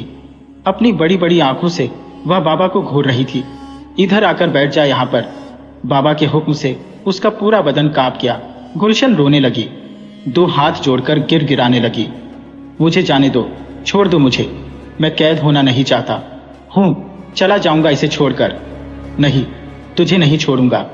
तू यहां से जाकर फिर किसी और को पकड़ लेगा। तेरा जमीन पर रहना ठीक नहीं है। बाबा ने अपने मंत्रों की गूंज तेज कर दी। साथ ही उन्होंने एक छोटी सी पोटली से कांच की एक बड़ी बोतल निकालकर सामने रख दी। सरसों के वही दाने फिर से अभिमंत्रित कर करके गुलशन के सिर पर डाले। गुलशन काफी मचल रही थी। कुछ देर बाद उसने अपनी पूरी बॉडी को उछाल उछाल कर फर्श पर पटका। खलील और सुल्तान अवाक होकर गुलशन की दयनीय हालत पर तरस खाकर देख रहे थे। कुछ कर भी तो नहीं सकते थे वे। जो करना था बाबा को करना था। तकरीबन 5 मिनट तक यह सिलसिला चलता रहा। फिर अचानक गुलशन स्थिर हो गई। उसके बदन से धुआं निकला और बोतल में समाने लगा।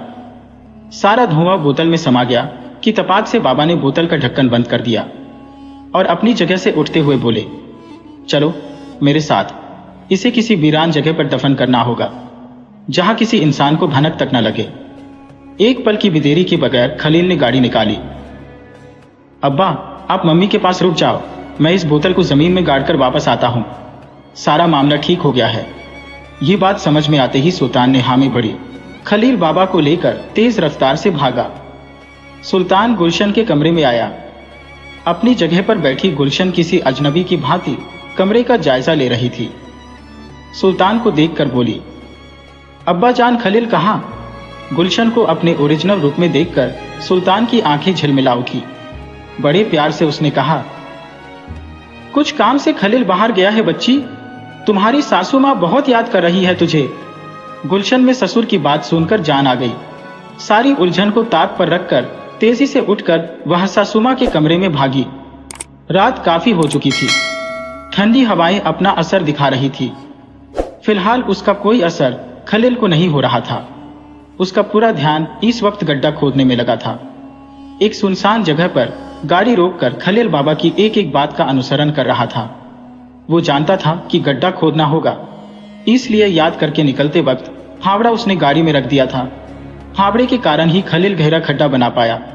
अब ठीक है, बोतल को संभाल कर अंदर रख दो और मिट्टी डालकर गड्ढा भर दो। खलील ने वैसा ही किया। कार्य पूर्ण होते ही दोनों वहां से चुपचाप निकल गए। बाबा ने रास्ते में ही सूचना दे दी थी कि काम खत्म होते ही एक भी लफ्ज बोले बगैर वहां से निकल जाना है। रास्ते में घाटी के पास बाबा को छोड़ देना है।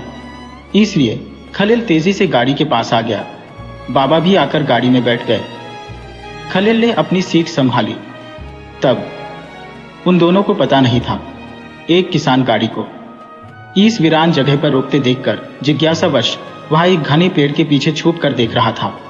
जब ये लोग वहां से निकल लिए तो उसने अपने कदम उस जगह की ओर बढ़ाए जहां खलील ने अभी अभी जिन्नात को गारा था। रात स्तब्ध थी। एक लंबी दूरी तय करके जिया अमन के साथ लखनपुर पहुंचने वाली थी। लखनपुर 1 किमी दूर था। जिया कार की सीट पर ही बैठे बैठे सो गई थी। ड्राइविंग करते वक्त अमन उसके मासूम चेहरे को बार बार सेंटर मिरर से देख रहा था। कितनी मासूम थी वो उसकी जुल्फे घोड़े चेहरे पर उलझी हुई थी। अस्पताल से खलील और गुलशन के लिए भागी थी। जिया नहीं चाहती थी कि खलील को इस बात का पता चले। खलील उसको ऐसी हालत में बाहर जाने ही नहीं देता। एक डर और भी था, कहीं जन्नात चौकन्ना हो गया तो। जिया देर रात तक बैठी रही थी। उसने बार बार अमन से माफी मांगी थी। उसने अमन का दिल दुखाया था और किसी के दिल को दुखाने से बड़ा गुनाह दुनिया में कोई हो ही नहीं सकता, ऐसा जिया अपने टूट रहे लफ्जों में कह रही थी। प्लीज जिया, आप सो जाओ। लखनपुर आते ही हम आपको नींद से जगा देंगे। उसने अपनी समंदर से भी गहरी आंखें अमन पर टिकाए। पता है अमन, हमारी लाइफ में खलील ना होते तो हम आप पर जान कुर्बान कर देते।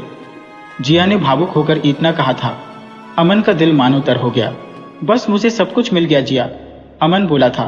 मुझे रब से या आपसे कोई शिकायत नहीं। अब आपके दिल में जरा सी जगह पाली, उससे बड़ी दौलत हमारे लिए कोई नहीं है। अब जिंदगी आसान हो गई। प्लीज आप सो जाओ। अमन ने बिना झिझक जिया की आंखों पर हाथ रखा। जिया ने पलकें झुका ली थी। जिया की नजदीकियां से अमन को सुकून मिला था। जिया का मासूम चेहरा आंखों में भर लेने के लिए ही अमन ने उसे सुला दिया था। जिया को जी भर के देख देख कर वह लखनपुर पहुंच गया। मालूम ना पड़ा, उसको लखनपुर की दूरी बहुत कम लगी। लखनपुर प्रवेश करते वक्त रोड साइड पर आसपास बहुत से फार्म हाउस थे। गाड़ी को एक जगह पीपल के पेड़ तले रोका उसने। जिया का हाथ पकड़कर चुपकिदी से जगाया। हड़बड़ाकर जिया उठ गई। वह कुछ बोलना चाहती थी मगर अपने होठों पर उंगली रखते हुए अमन ने उसे चुप रहने का इशारा किया। कार के छोटे से लॉकर में रखा अभिमंत्रित नींबू संभालकर जिया ने निकाला और गाड़ी से बाहर निकलकर अमन के हाथों में नींबू थमा दिया। दोनों की नजरें मिली। आंखों से ही आगे बढ़ने दोनों सहमत थे। जैसे ही जिया ने कपड़े में लिपटे हुए नींबू को खुला करके जमीन पर रखा तो वह तेजी से भागने लगा। हैरानी की बात वही थी कि नींबू उसी फार्म हाउस की ओर बढ़ गया जहां इस वक्त दोनों खड़े थे। अमन जिया का हाथ पकड़कर नींबू के पीछे भागा। शिकायत अब खलील को किसी से नहीं थी। बाबा ने अपना काम निस्वार्थ भावना से किया था। हैरान था वो कि कितने कम लोग ऐसे हैं जो बिना कोई मतलब के लोगों को जिंदा रखते हैं। बाकी कुछ लोग तो जिंदगी छीन लेने में काफी माहिर होते हैं। रास्ते में बाबा ने उसे कुछ खास बातें ध्यान में रखने की सलाह दी, जिसमें सबसे अहम बात यही थी कि कुछ भी हो जाए आज रात किसी को घर से बाहर निकलना नहीं है। कभी भी बीती बातों का जिक्र बच्ची के सामने करना नहीं है। खलील ने समझ लिया। बाबा को घाटी के पास उतार कर वो घर आया। सुल्तान और खलील ने आंखों से ही बात कर ली। सब कुछ सही ढंग से हो गया है, अब फिक्र करने की जरूरत नहीं है। गुलशन अपनी सास की गोद में सर रखकर सोई थी। खलील ने देखा कि गुलशन के बालों को सहला रही अम्मी के चेहरे पर वत्सल्य की असीम बौछार छलक रही थी। सुल्तान ने राहत की सांस ली। खलील एक बड़ी लड़ाई लड़कर आया हो ऐसे सोफे पर बैठ गया। सुल्तान को सर में पट्टी बंधी हुई थी। शायद अम्मी ने धाव साफ करके पट्टी बांधी होगी। अब्बाजान, आप ठीक हो? बिल्कुल ठीक है। बरखुरदार आर्मी के जनरल रह चुके हैं। हमारा मनोबल चट्टान की तरह है और दुश्मन को धूल चटाना अच्छी तरह जानते हैं। खलील अब्बाजान का हौसला देखकर शर्मा गया। हम परेशान थे आप तीनों के लिए। वो कहीं आप में से किसी को नुकसान पहुंचाता तो खुद को माफ नहीं कर पाते। वो अब दफन हो गया है। सारा किस्सा एक बुरा ख्वाब समझकर भुला दो मेरे बच्चे। अपनी जिंदगी गुलशन के साथ नए सिरे से शुरू करो। वादा करो कि इस घिनौने घटनाक्रम को भुला दोगे। कभी भी बहू के सामने इस बात का जिक्र तक नहीं करोगे। औरतों का दिल बहुत कमजोर होता है बेटा, खलील की अम्मी जान कह रही थी। गुलशन पर जो बीती है वो उसके लिए कलंक था। कभी तुम उसके गहरे जख्मों को कुरेदना मत। जाओ, अब बहू को उठाकर अपने कमरे में ले जाओ और वह जिंदगी जो जिसके ख्वाब तुम दोनों ने देखे हैं। अब्बाजान की बात सुनकर खलील ने छोटे बच्चे की तरह गुलशन को उठा लिया। उसके चेहरे पर सुकून के आसार थे। हल्की सी मुस्कान थी। होठों पर इस तरह कंपन हो रहा था जैसे किसी फूल को भ्रमर छू जाता है। तब होता है। खलील उसे अपनी बेड पर ले आया। एक पल भी उसने अपनी नजरें उसके चेहरे से हटाई नहीं थी। एक गहरा चुंबन उसने गुलशन के फोरहेड पर किया। वो उसके बालों को सहलाने लगा था। किसान इस वक्त टॉर्च लेकर आंखें फाड़ फाड़ कर उस बोतल को बड़ी हैरानी से देख रहा था जो इस वक्त उसके हाथ में थी। दोनों अजनबी चले गए। तभी वह भागता हुआ इस जगह पर आया था। टॉर्च की लाइट से देखा कि गड्ढा बनाकर कुछ कारकर मिट्टी डाली गई थी। अभी भी वह मिट्टी ताजी थी। उसके हाथ तेजी से मिट्टी को उड़ेलने लगे। वह जानना चाहता था आखिर कौन सी चीज थी जो वे लोग जमीन में दफन कर गए। काफी मशक्कत के बाद उसे बड़ी ग्लास की बोतल हाथ लगी। बोतल से ऐसे प्रकाश की बौछार हो रही थी मानो उसमें कोई नागमणि हो। आसपास का सारा इलाका चकाचौंध हो गया था। उस मणि जैसी चीज को निकालने वह ढक्कन पर जोर गला रहा था कि बोतल उसके हाथ में से फिसलकर पत्थर पर गिरी। शैंपेन की बोतल खोलते ही जैसे अंदर का द्रव्य उछलकर बाहर आता है, उसी तरह धुआं हवा में उछला और ओझल हो गया। किसान बहुत डर गया था। अपनी जान बचाकर वो वहां से भागा। पहली बार उसको लगा कि उससे बहुत बड़ी गलती हो गई है। रात में घमासान मचा था। निशाचर पंखियों ने टहलका मचा रखा था। एकाएक खलील को लगा अब्बाजान दर्द से कराह रहे हैं। गुलशन को वहीं छोड़कर उठा, कमरे से बाहर आया। आवाज मेन डोर के बाहरी हिस्से से आ रही थी। एक पल के लिए उसे अब्बाजान पर गुस्सा आया। मना करने के बावजूद उन्हें इस हालत में बाहर जाना नहीं था। खलील ने जल्दी से मेन डोर खोला। सामने ही अब्बाजान ओघे मुंह पड़े थे। सुध-बुध खोकर वो उनकी ओर भागा कि उसके पैर जमी से ऊपर उठ गए, जैसे किसी ने मजबूती से गला पकड़कर उठा लिया हो। चंद्रमा पूर्णतया निकला। न होता तो काली स्याह रात में एक दूसरे को देखना भी मुश्किल हो जाता। तेजी से भाग रहे नींबू के पीछे अमन और जिया दौड़ रहे थे। अमन ने कसकर जिया का हाथ पकड़ा था। उसे डर था कि दौड़ते वक्त जिया गिर न जाए। नींबू उस फार्म हाउस के खेतों की ओर बढ़ रहा था जो काफी कोकोनट के पेड़ों से गिरा हुआ था। संभल कर अमन जिया के साथ खेत में प्रवेश कर गया। उस वक्त वह बहुत चौकन्ना था। फार्म हाउस पर पालतू कुत्तों का होना आम बात थी। हालांकि उन दोनों की किस्मत अच्छी थी, उन्हें एक भी कुत्ता नजर नहीं आया। बड़े बड़े 2-4 खेतों से होकर वह लाल नींबू एक जगह रुक गया। अमन भागता हुआ वहां आकर रुका। तब उसकी सांसें बहुत फूल गई थी। जिया अपने दोनों घुटनों पर हाथ रखकर झुक गई, जैसे वह भी बुरी तरह थक चुकी थी। नींबू जहां रुका था वह जगह खेत का एक कोना था। उस जगह पर बहुत घास निकली थी। आसपास एलोवेरा के पौधे जगह जगह फैले हुए थे। बाकी सारे खेत सूखे पड़े हुए थे। ऐसा लग रहा था काफी सालों से खेतों में हल नहीं चलाया गया, न कुछ बोया गया है। सॉरी यार, तुम थक गई ना।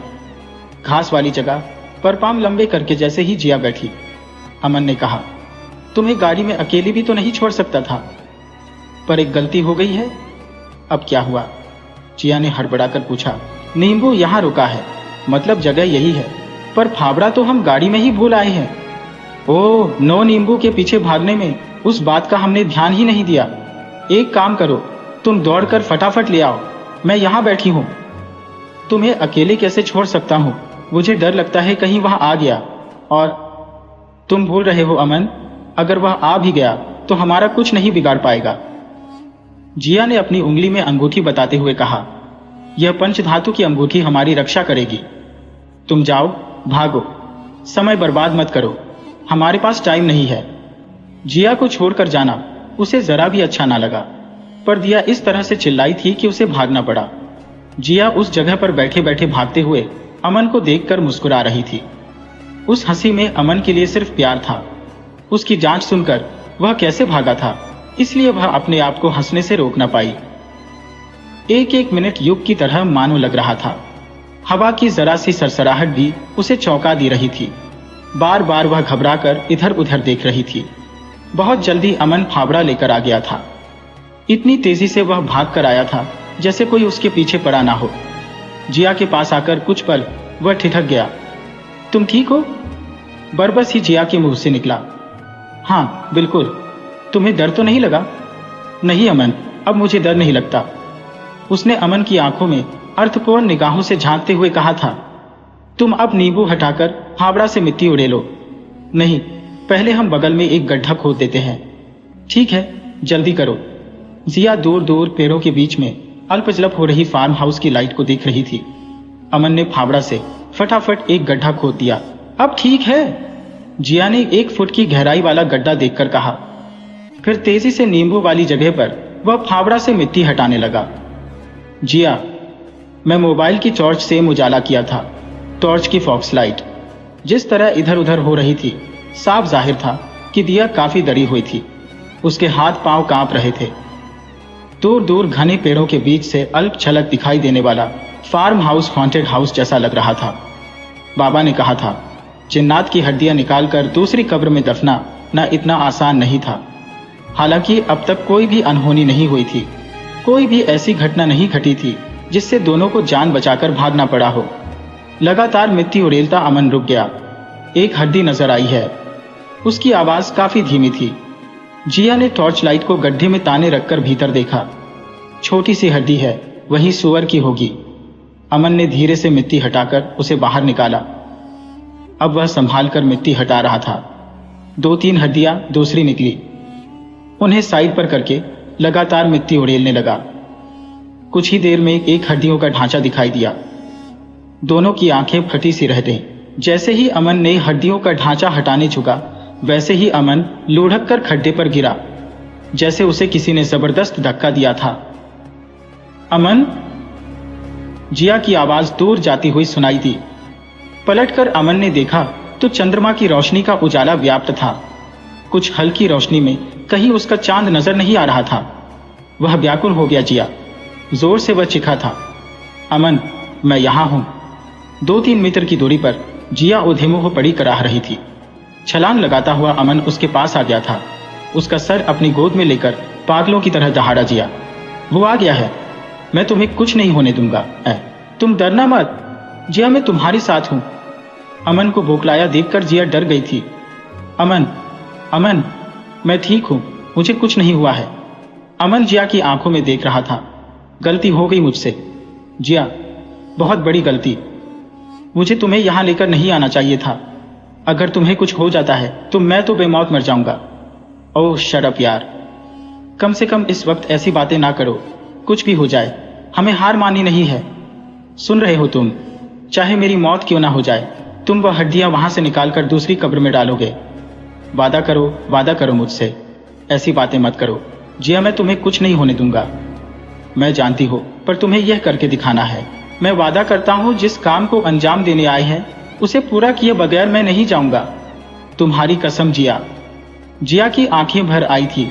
उसका मन किया दौड़कर तेजी से उसके गले से लिपट जाए, पर अपने मन पर कंट्रोल किया। पता नहीं क्यों उसे लग रहा था अमन उसे अपनी ओर खींचता जा रहा है। अब उसे अमन की भी फिक्र होने लगी थी। खुद को संभालते हुए जिया तेजी से खड़ी हुई। अपने चारों ओर खेतों के किनारे पर खड़े घने पेड़ों को वह देख रही थी। पर्णों की सरसराहट से उसके कान बज रहे थे।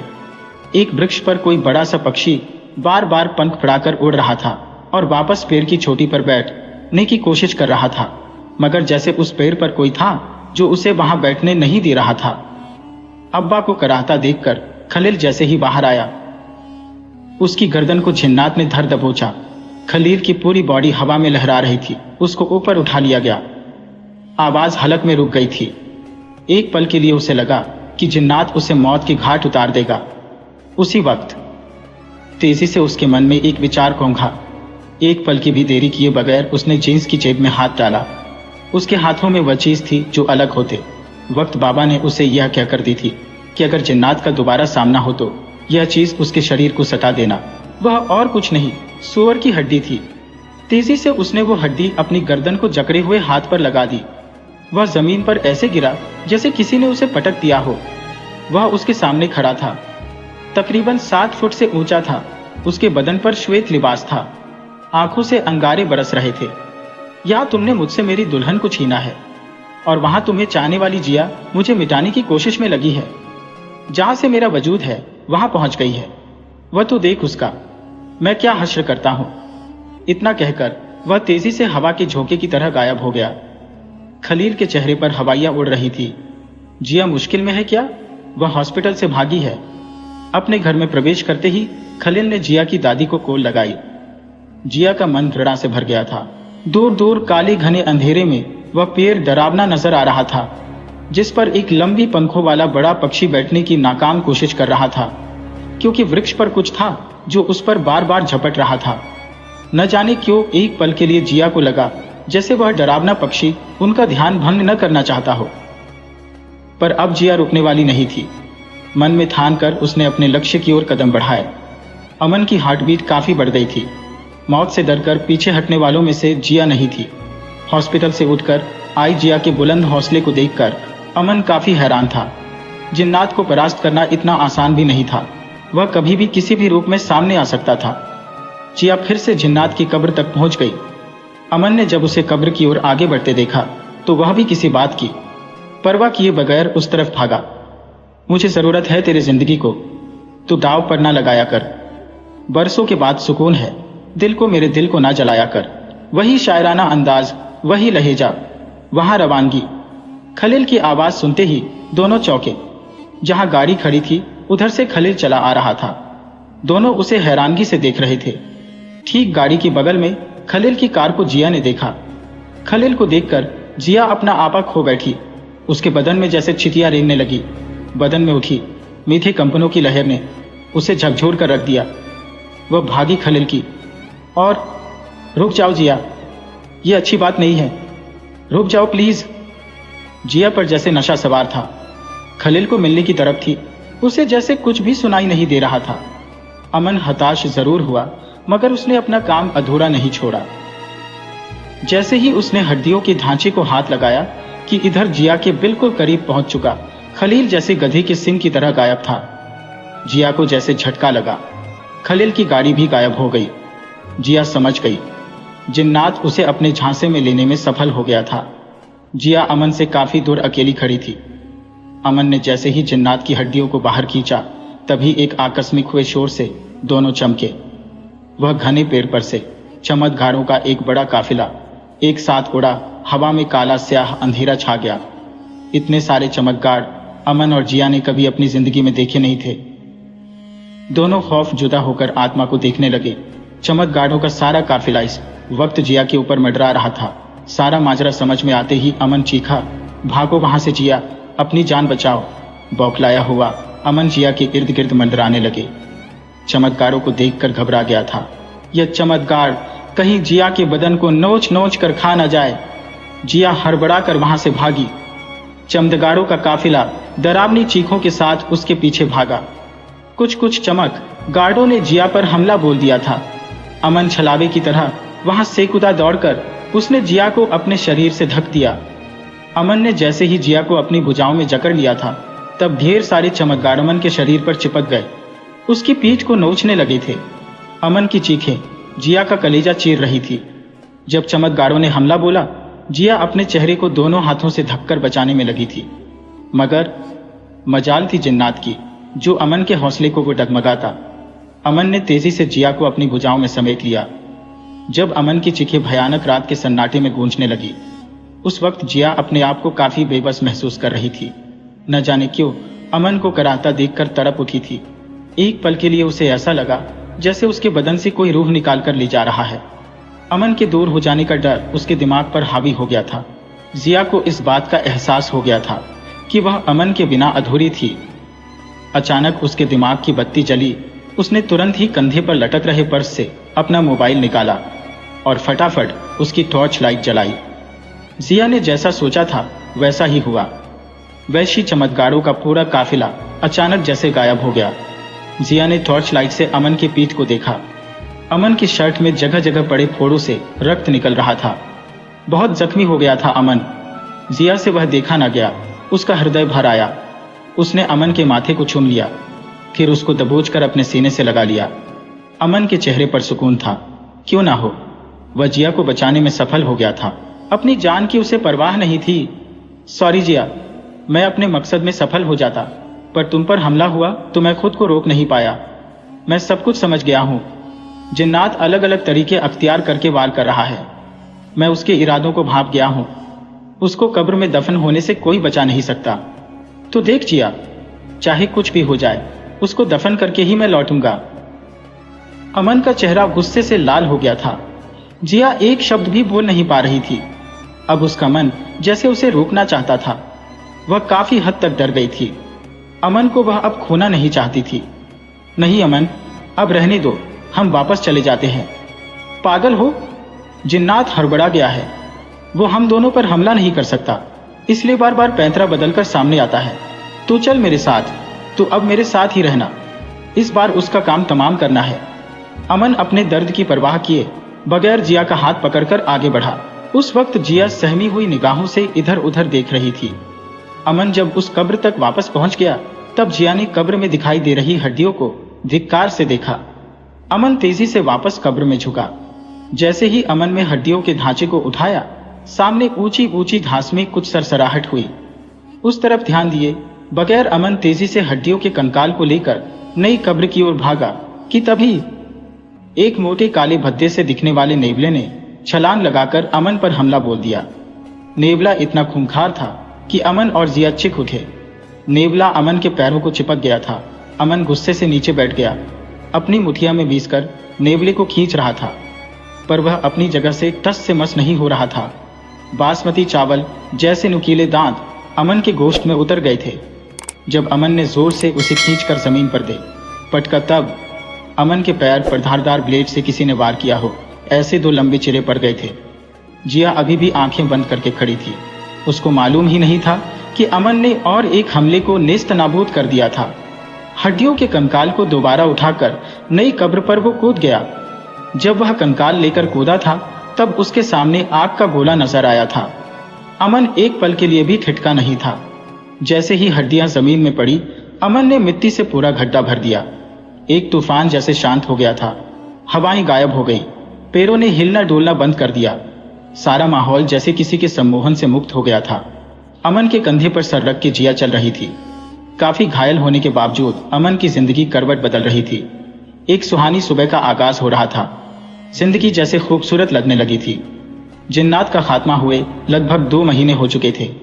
जिया ने जान की बाजी लगाकर जिन्नात को कब्र में गाड़ दिया था। उस बात की खलील को खुशी थी और हैरानी भी इतनी अधिक थी कि जिया अमन के साथ शादी की तैयारियों में जुट गई थी। अचानक गुलशन के पेट में दर्द शुरू हुआ। उल्टियां हो रही थी। डॉक्टर से चेकअप करवाने पर जो बात उन्होंने बताई, तो खलील के पैरों तले से जमीन खिसक गई। गुलशन को दूसरा महीना चल रहा था। खलील को याद था, काफी टाइम तक उसने गुलशन को हाथ लगाया नहीं था, तो फिर उसको महसूस हो रहा था कहीं दूर वादियों में जिन्नात के हास्य की गूंजें सुनाई दे रही थी। अपने पेट पर हाथ रखते हुए गुलशन खौफजदा हो गई थी। वीडियो अच्छी लगी हो तो इसे लाइक करें और ऐसी ही मजेदार कहानियों के लिए चैनल को सब्सक्राइब करें और बेल आइकन दबाएं। ज़्यादा से ज़्यादा अपने दोस्तों को शेयर करें। धन्यवाद।